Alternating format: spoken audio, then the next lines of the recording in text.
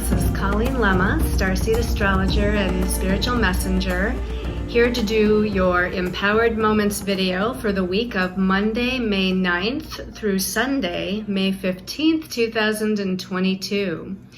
For this week's Empowered Moments video, I'll be using the Syrian Starseed Tarot by Patricia Corey and Alyssa Bartha for the main message for everyone, the collective. And your special message card this week, depending on your stone of choice, is going to be coming from a brand new deck that I just got a few days ago. It's called Beyond Lemuria Oracle Cards by Izzy Ivy. So I'm really excited. This will be the first time that I have used this deck, not only for a weekly or monthly Empowered Moments video, but even for a client. So I haven't used this yet, but it has been cleansed and blessed and infused with special intentions. So it's all ready to go. So it'll be exciting to see what messages comes out for that. This is an exciting week because there's a lot going on. Some of that is Mercury is going to be going retrograde this week. We have Jupiter, the planet of blessings and abundance, moving into Aries this week. But the highlight is actually the full moon lunar eclipse, yes, at 25 degrees of Scorpio. That happens at the end of the week. So let's start out this video by doing an empowered moment together. So we're gonna make sure that we're comfortable. You can either be sitting or reclined or lying down, whatever's most comfortable for you. Taking a deep breath and close your eyes. Exhale and relax your body. Clear your mind of all thoughts and just focus on this present moment, the here and now. Focusing on the sound of my voice. And we're setting the intention that as we near this full moon lunar eclipse at 25 degrees Scorpio, that we're ready and willing to release and let go all that we no longer need to hold on to, all that we no longer need to carry into a cycle of new beginnings, which started with the new moon solar eclipse on April 30th. So as the energies are transpiring and unfolding, and as we move forward, we ask that we're open to this metaphoric death and rebirth energy, that we're open to the transformation and changes that our higher selves and the universe wishes to bestow upon us, that we're realigned with our soul's highest truth, and that we happily and joyfully move forward on the next step of our highest and most important destiny path with confidence and courage. Let's do one deep, healing, balancing breath and breathe in that intention.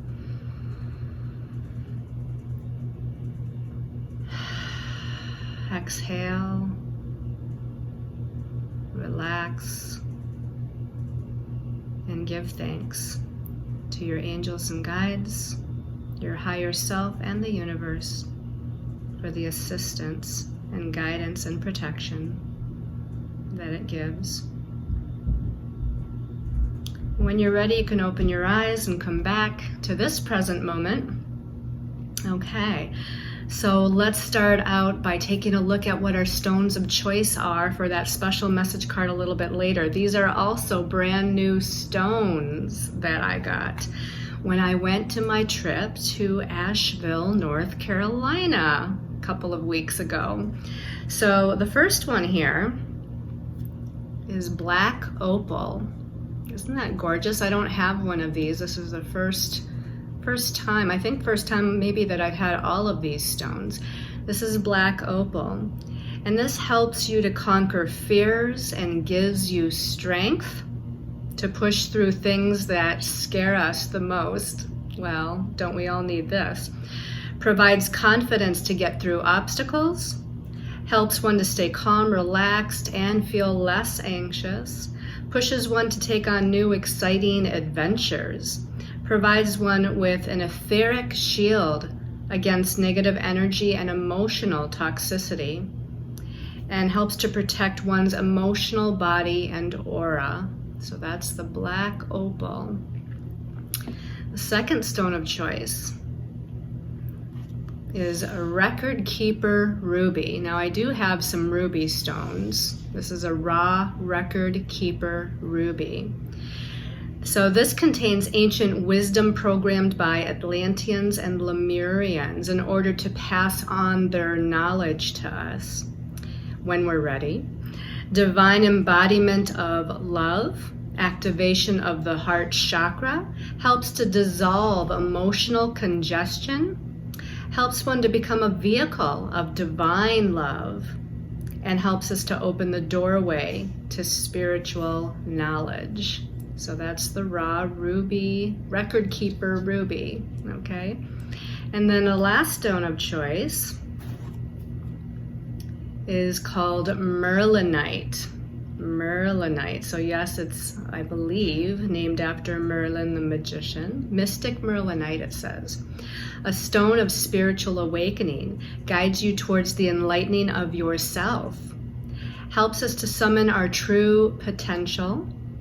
Its magical effect harnesses the power that lies within, helps one's consciousness rise to new levels, softens your aura and replenishes your vibratory field, helps expand your mind and your third eye, and used with certain other stones like clear calcite, it helps to invoke clarity of the mind and enhance your inner vision.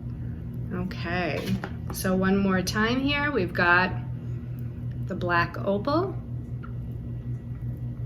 we've got the record keeper ruby, and we've got the mystic merlinite.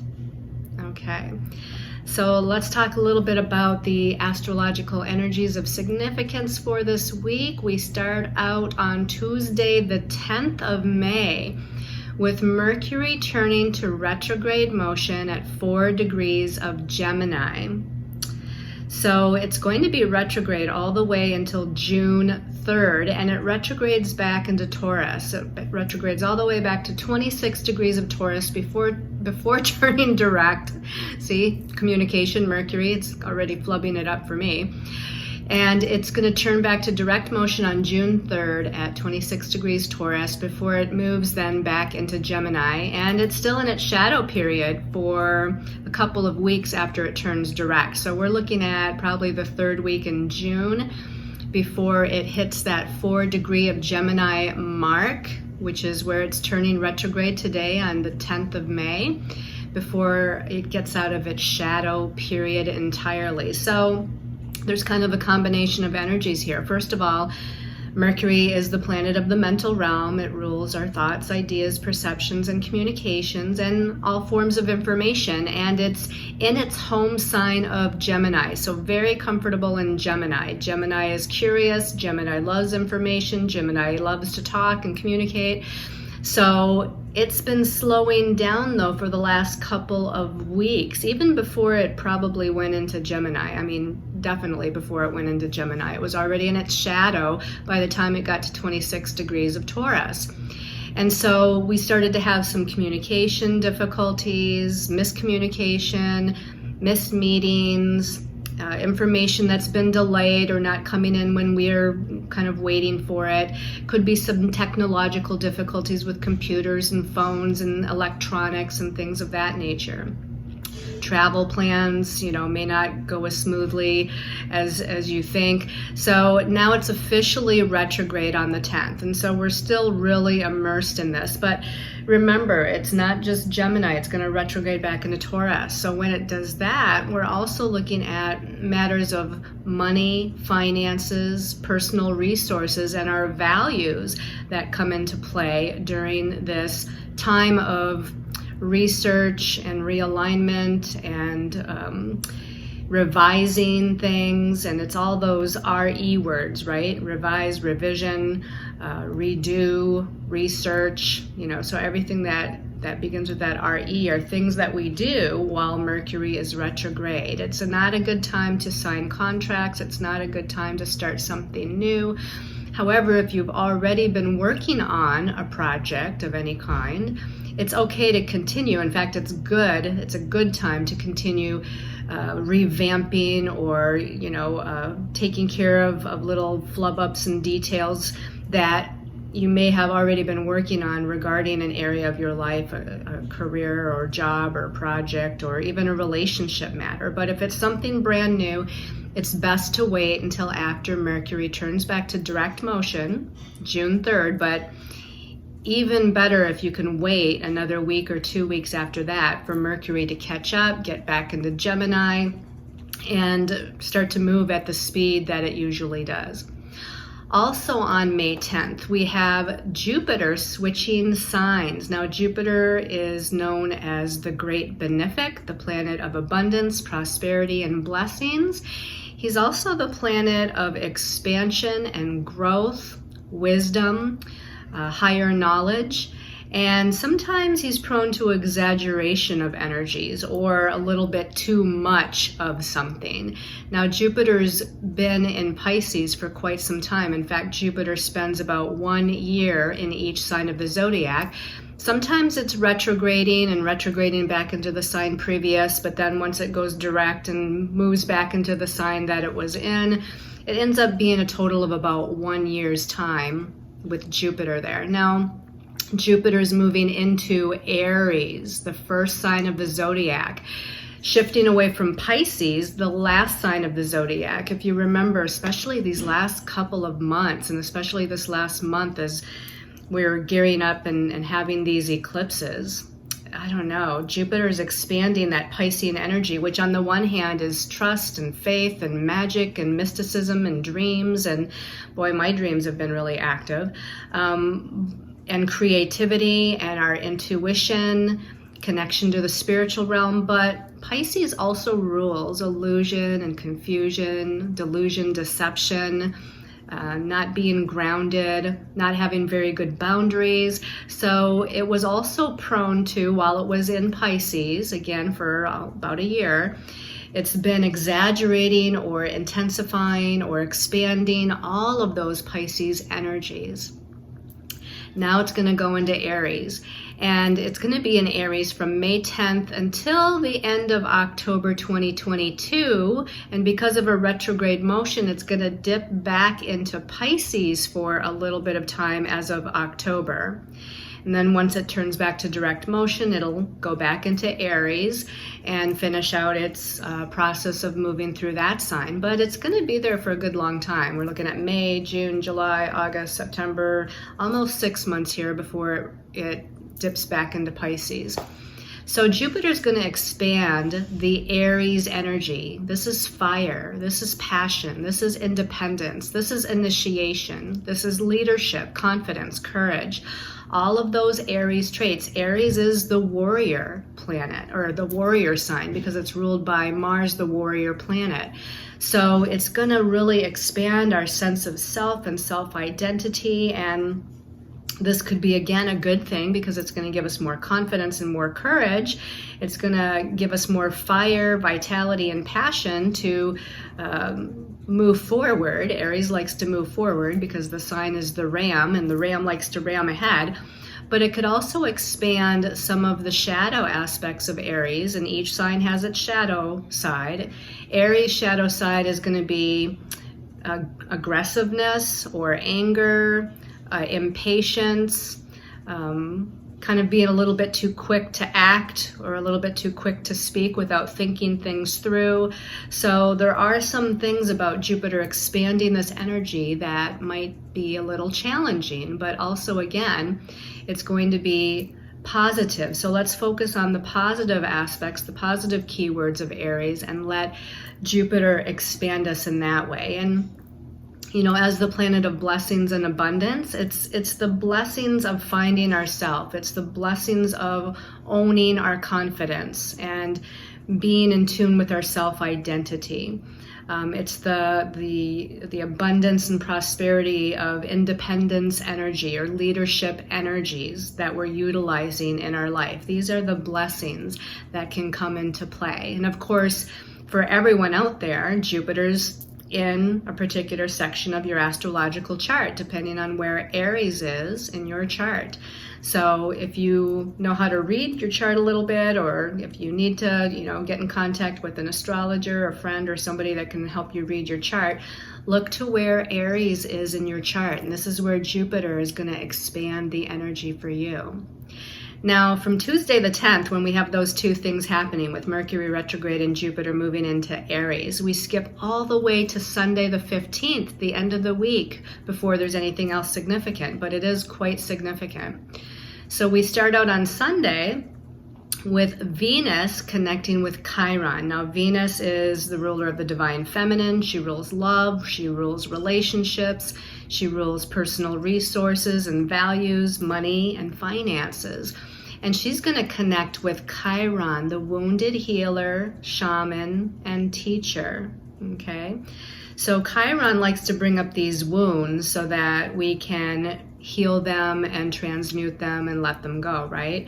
So here it's going to bring up the Venus and the Aries wounds. And this is going to be about the independence, strength, and confidence of the divine feminine.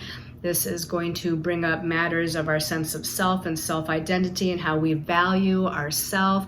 So again, this is right before the full moon lunar eclipse. So this is probably going to be a pretty strong energy where these past wounds, and this could be the past from this lifetime, but it can all go back to past lifetime situations and circumstances, or past lifetime memories, or even through our dreams, connect with those past life circumstances to bring up again these wounds of our sense of self and our confidence and our courage and our sense of independence and our sense of our identity, or taking charge of our lives and our leadership abilities. Then on Sunday, after that, we have the sun, which is currently in Taurus, challenging Saturn, which is the planet that rules limitations and restrictions, and it rules delays, it rules karmic lessons. Now, Saturn also is the great manifester and helps us with responsibility, taking responsibility for ourselves or different areas of our lives, learning certain lessons through his wisdom. This is a square, though, aspect between the sun and Saturn, and a square is usually a challenging energy. So this might be some sort of challenge in regards to money or finances because the sun is in Taurus, which is a money sign. This could be a challenge where we feel stuck because both the sun in Taurus and Saturn in Aquarius, they're in fixed signs. Taurus is fixed earth, Aquarius is fixed air. So we're stuck in a certain thought pattern, or we're stuck in a certain mindset or perception with the air of Aquarius, where Saturn is. And we can also feel very stuck involving like money or finances or job or home or anything tangible, which is what Taurus is going to be all about. So I think the best thing we can do with that Sun square Saturn is to take responsibility, find out where do I need to take responsibility for my life, my actions, my decisions, and how I'm going to move forward, and then manifest a new solution or manifest a new direction if need be. Now the Sun, after it squares Saturn, does connect by positive sextile aspect to Neptune. And the sextile is an aspect of opportunity. So the Sun sextile Neptune is giving us an opportunity, again, from that Sun-Saturn square to find some sort of spiritual solution, because Neptune is about energies that are unseen or intangible, and it's about our connection to our higher self, our angels and guides, the spiritual realm overall. So I feel like if we just get out of our own head and we know that we don't have to stay stuck in a particular energy or situation, that the universe and our angels and guides are there to assist and help us. Connect to that Neptunian energy and look for the opportunity that it's providing. Look for the message that it might be providing you. And then, of course, on later that night, on Sunday the 15th, and it could be Monday the 16th, depending on what part of the world you're in. So we're kind of going into next week's reading, but for some of us, those that are in Pacific time, here on the West Coast in the United States, and then Eastern time in the United States, it's just after midnight on the 16th. Again, if you live in Europe or Australia, New Zealand, it's definitely on the 16th on Monday that we have this full moon lunar eclipse at 25 degrees of Scorpio.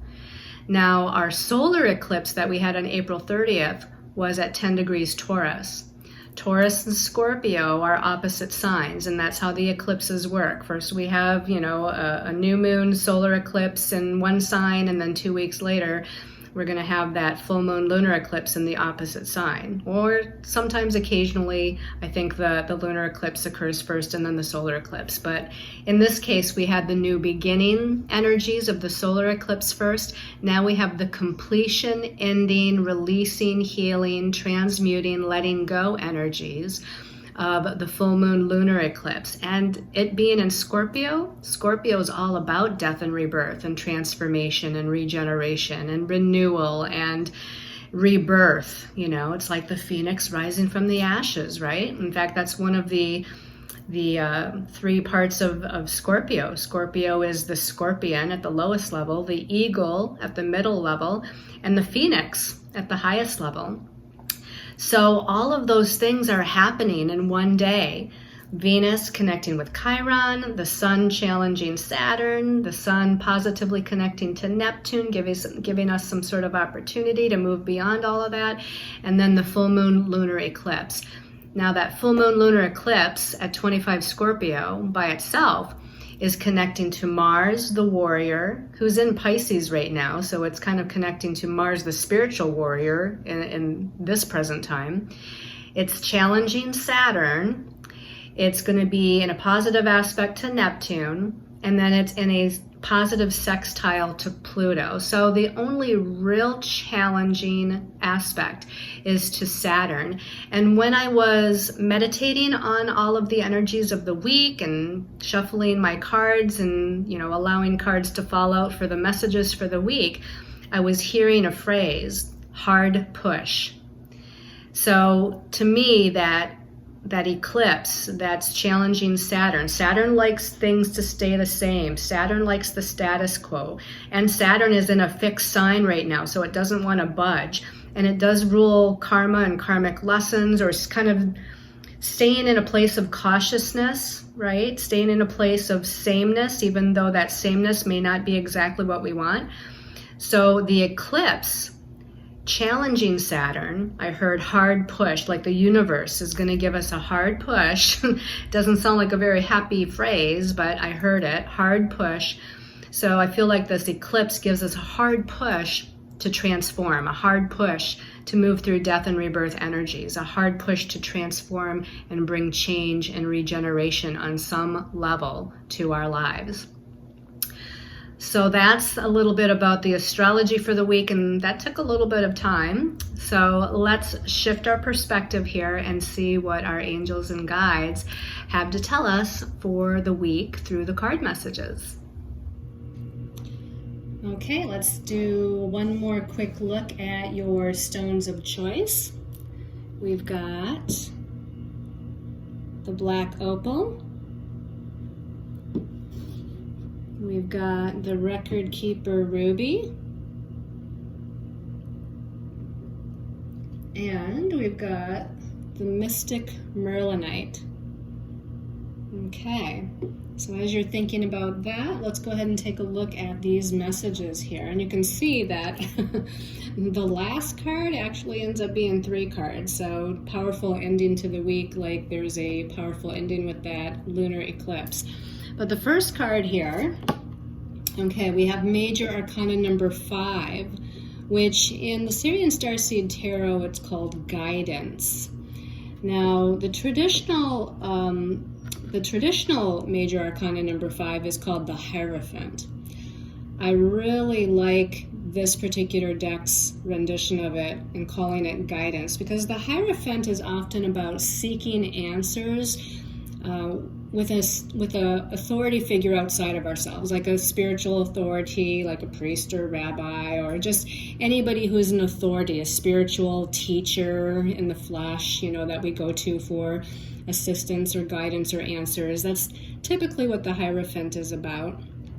But with this card, guidance, you can see that we have the energy of the Buddha here. We have the Buddha energy, and above the Buddha, actually, we've got this wonderful kind of sky in the background with clouds kind of clearing and parting right here. We've got this energy of the Sphinx, the Egyptian Sphinx, up above the Buddha's head. And to me, this is about seeking inner guidance when I see it from this deck. It's about looking for answers within ourselves, inside of ourselves, instead of outside of ourselves and depending on someone else to give us the answers. So, whoops, I'm sorry, I knocked the camera there, but you can see that the Buddha here has got its eyes closed in kind of meditation, contemplation, which would be a good thing to do literally, especially during this week with all the changing energies and the eclipse energy building. But it can also be metaphoric, again, of looking within one's self to find that inner guidance. Listen to your inner intuition. Listen to that wise guide within yourself to locate the answers that you're seeking. To me, the Sphinx here brings in an ancient quality, like, the ancient Egyptians, which I feel had a connection to some of the star people. I feel like the star people or some star races helped the ancient Egyptians with technology and building the pyramids. So in my mind, my intuitive guidance is saying that we're tapping into some ancient source within us for those answers and that guidance.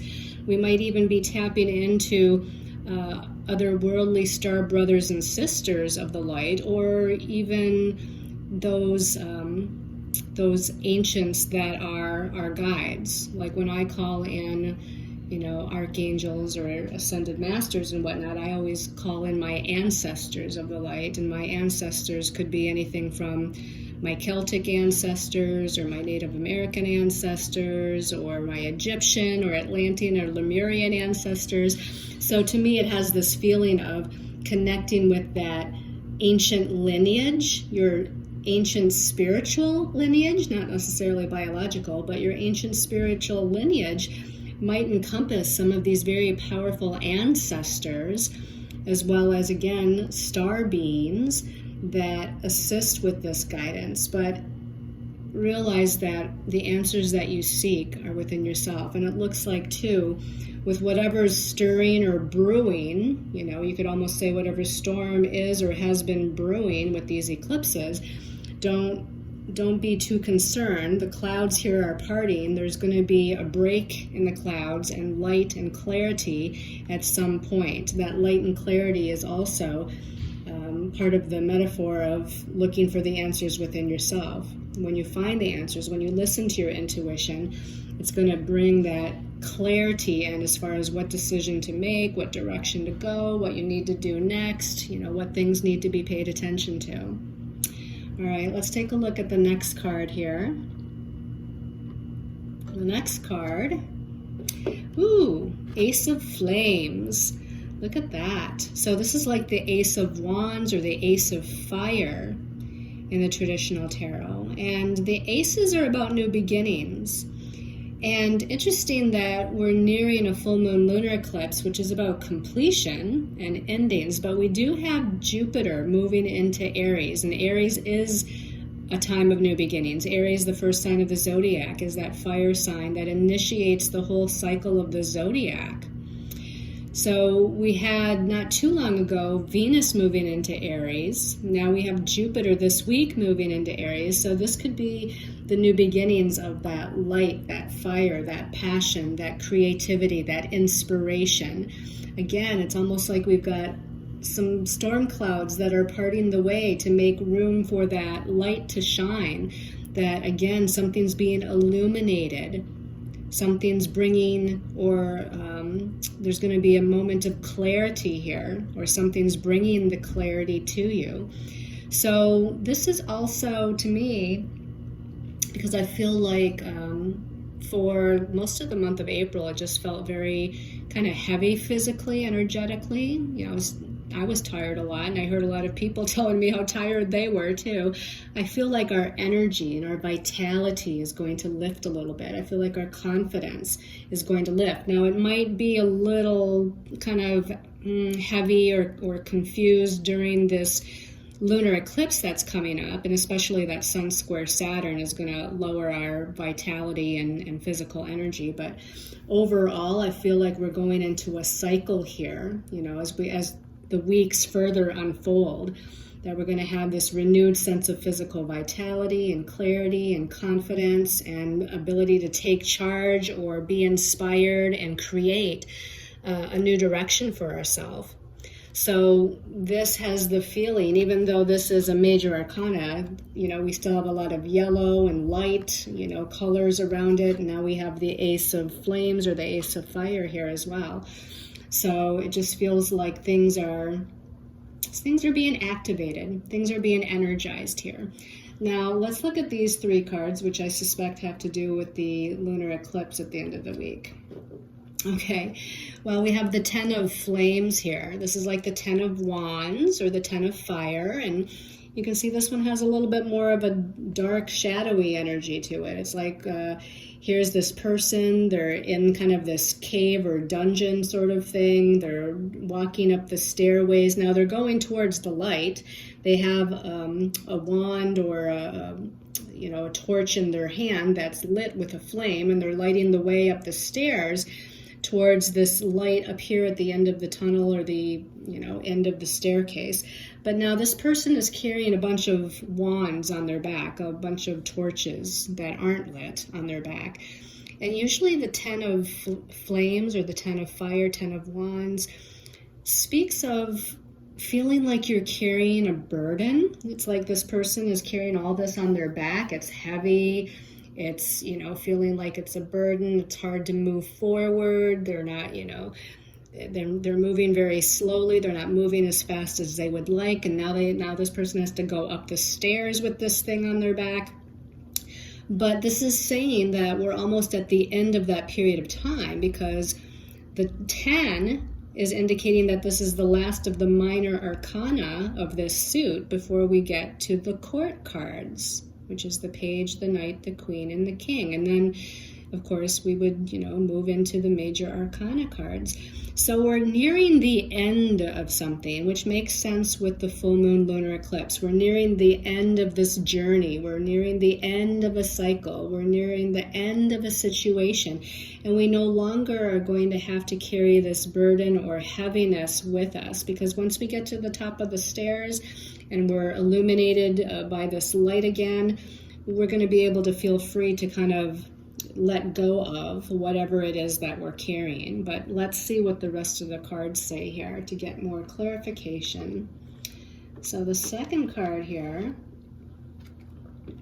okay, this is Major Arcana 15, which is in this deck called the Shadow. Now in the traditional tarot deck, Major Arcana 15 is the Devil card, but that's metaphoric. That's metaphoric for our fears and anxieties and doubts and loss of hope. And that's what the shadow is. That's why they call this the shadow. So we're kind of caught in this illusion of the shadow, caught in the illusion of our fears, doubts, and anxieties. It does show a couple of people here, shadow people, in the background of this spider web, like they're caught up in something. They're caught up in some sticky kind of situation here that could leave them feeling stuck. But again, that's an illusion as well, right? We can release our fears, release our doubts, release the worries and anxiety. And what happens with a spider web? All we have to do is kind of move through it, right? We just have to go around it or move through it or take it down so we have a clear path. And I feel like this is going to allow you to move forward. Now, that shadow energy, sometimes it's, difficult to move through our own subconscious fears because, right, we all have ego fears and anxieties and whatnot. And this lunar eclipse is in Scorpio, which does bring up the shadow of the subconscious and the fears of the psyche. So I'm not surprised to see this at all. But again, we're getting to the end and completion of a cycle here. This is the end or completion of these fears and these illusions that we're holding, these things that might not even be real. We might project out into the future and think of the worst possible scenario that could occur when we don't even know, right? I mean, it's quite possible that that's not going to happen. Usually our fears are just that. Usually they're just fears that don't really come to pass. So I feel like this Scorpio lunar eclipse is helping us to process some of that old stuff from earlier in our lives or from previous lifetimes and kind of transmute it. This is kind of, to me, that we're in the process of transmuting whatever this shadow energy is all about. Let's go ahead and take a look at the last card. Let's hope that we've got some bright kind of revelation or moving through something wonderful here. Oh, okay. This is the Eight of Flames, like the Eight of Fire, Eight of Wands. The number 8 in numerology is a number of empowerment, taking your power back, empowering yourself, being confident, being self-assured, being your own inner authority. And if you take the number 8, if you think about what the number 8 looks like, and you turn that number 8 on its side, it's the infinity symbol.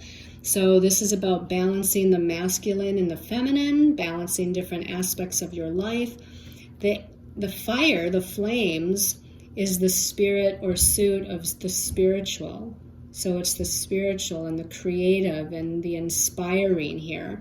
And usually with the Eight of Wands, there's a lot of things happening all at once. But if you look at this picture in this particular deck, it's almost like this wheel of fortune that's on fire. So there's a transmutation process going on in the wheel of fortune itself, although it's not the wheel of fortune, but I always think of the wheel of fortune when I see this card.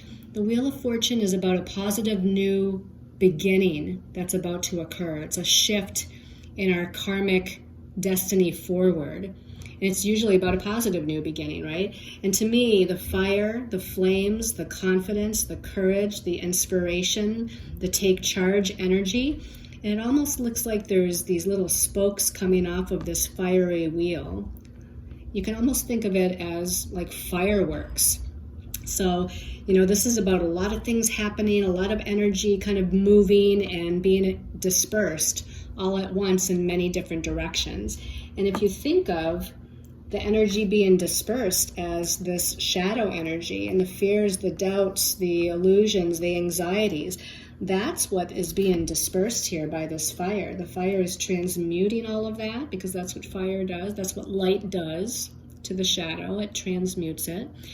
And again, we have these clouds that keep showing up here, right? So we've got these kind of dark clouds, but we've got, a break here. Just like most of these cards are showing kind of a break in the clouds and light that is trying to pilfer through.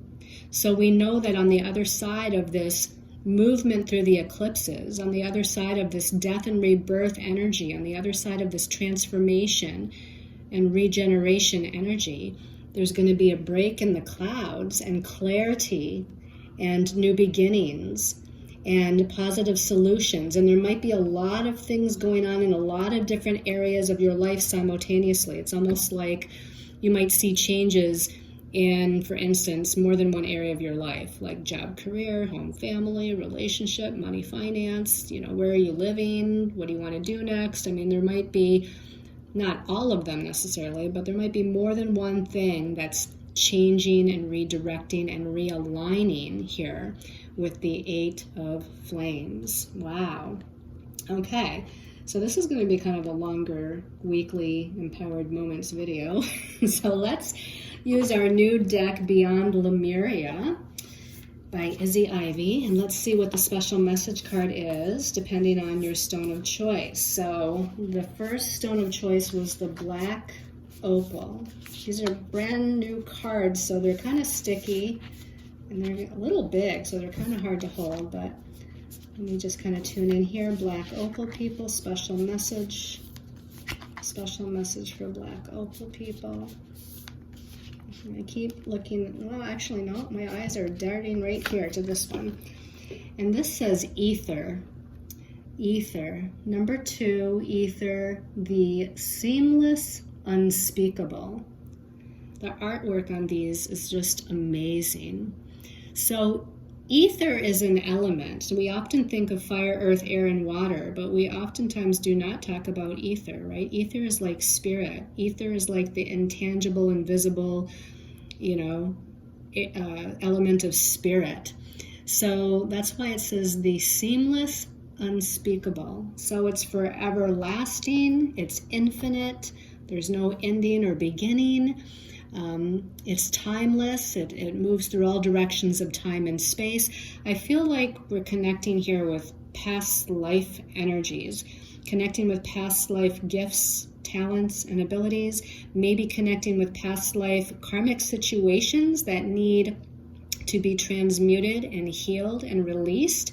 But it has that feeling of me of like moving through time and space to connect to the Akashic records, to connect with the all that is, to connect with the spiritual, which is timeless and seamless and unspeakable, and you can't define it. And it's just, all these kind of geometric shapes in here. And we do have kind of this turquoise blue and indigo blue color.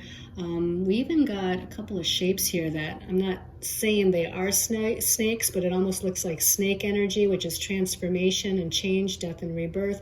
We've got an eyeball here and here, so it's like, again, seeing through time and space, connecting with your intuition to be able to use your clairvoyance, clairaudience, clairsentience, claircognizance. So there's angel wings down here, so we're connecting with the angelic realms, ethereal realms. There's a lot going on in this card, so I feel like you have a lot of guidance that's coming in, and you have a lot of healing movement that's coming in with the eclipse.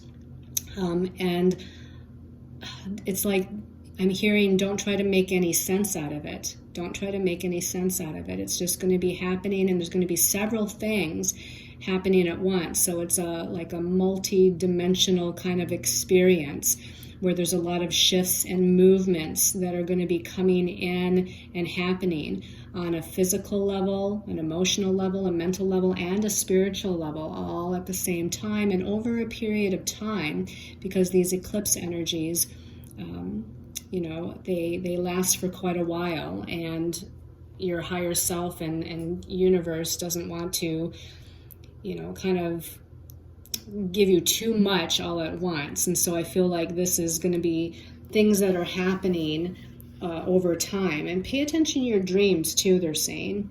So there's a lot going on with this element of ether, the intangible. Wow. All right. Let's go ahead and take a look at special message for Record Keeper Ruby. Record Keeper Ruby people. This one's calling my attention. Record Keeper Ruby. Ooh, throat chakra. I pulled a little card for myself the other day. Actually, I pulled 3. This was one of the 3 that came up for me. This is number 7, throat chakra. Express your truth. Look at this lovely butterfly. Again, we have a lot of blue colors here for throat chakra. We have angel wings coming off of the butterfly wings. So there's a lot about spreading your wings, expanding yourself, speaking your truth with unconditional love and through spirit, almost like you're channeling unconditional love through your voice. That could be through song, through spirit, through talking, through channeling, through communicating with other people. We've got this Merkaba or Merkaba, however you want to say that, down here, which is a spiritual vehicle for the light body.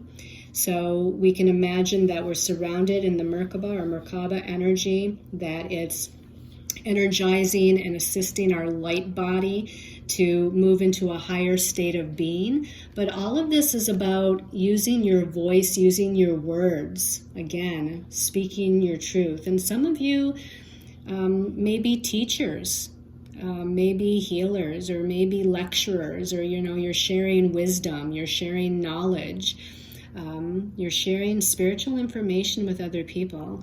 I feel like we need to expand that into allowing ourselves to become a higher channel for that higher information and knowledge. And the butterfly to me is new beginnings. And so this is kind of, again, moving into this new birth energy.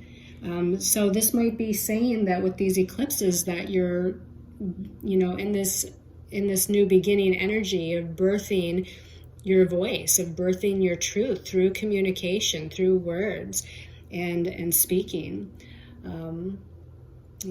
So I would also utilize that light body in meditation and climb right in there and let that light body kind of shift your energy vehicle and your physical, emotional, mental, and spiritual bodies to a higher level of beingness.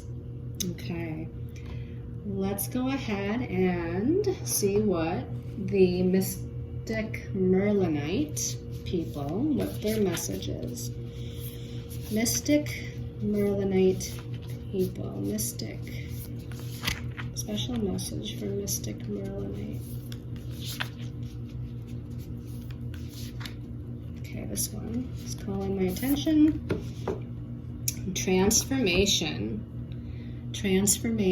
and we've got this, I don't know, beautiful, it's almost like a cross between a young woman maiden and, I don't know, she's not really a mermaid, is she? It's like fairy, mermaid, maiden, I don't know, but she's definitely going through this, what I keep hearing is metamorphosis.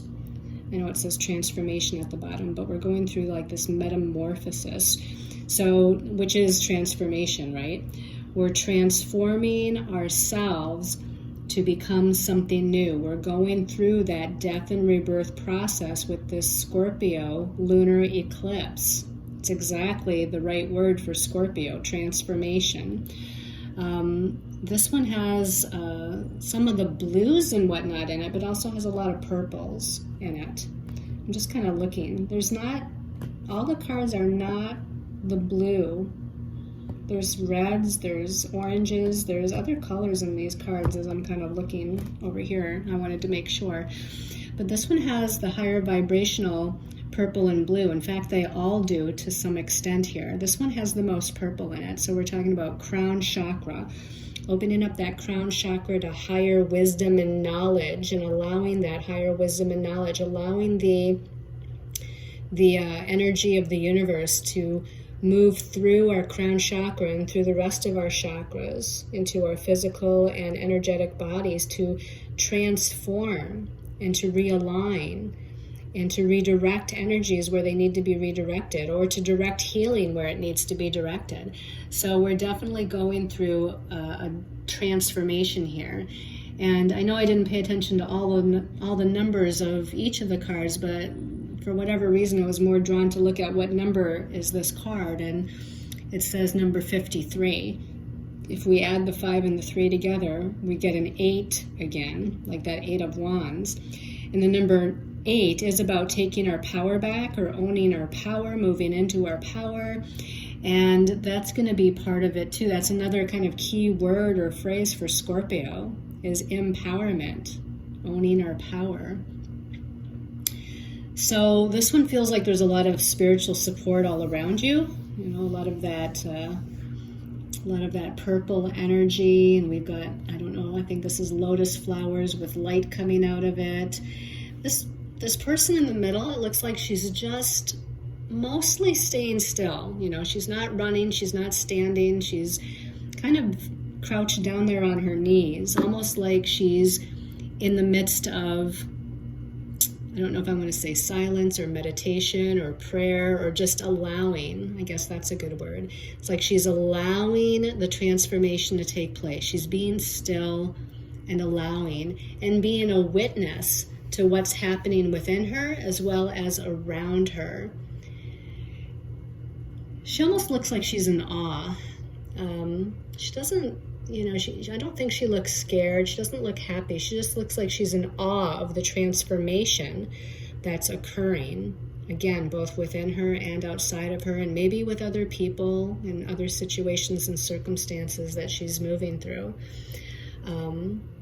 But there's a lot of transformation taking place for the Merlinite people. I hope you've all enjoyed this weekly Empowered Moments video and the new stones and the new special message card deck. I send you all lots of love and light and lots of support and energies of blessings as you move through now this second eclipse of this year 2022. And I thank you all so much, and I really appreciate and have gratitude for each and every one of you. I'm hoping the best for all of you, so move through that energy of transformation and allow the shifts to occur. And if you need any assistance, reach out to whomever you feel guided to reach out to, and ask for that help and assistance. So send in lots of love and light and many, many blessings to everyone.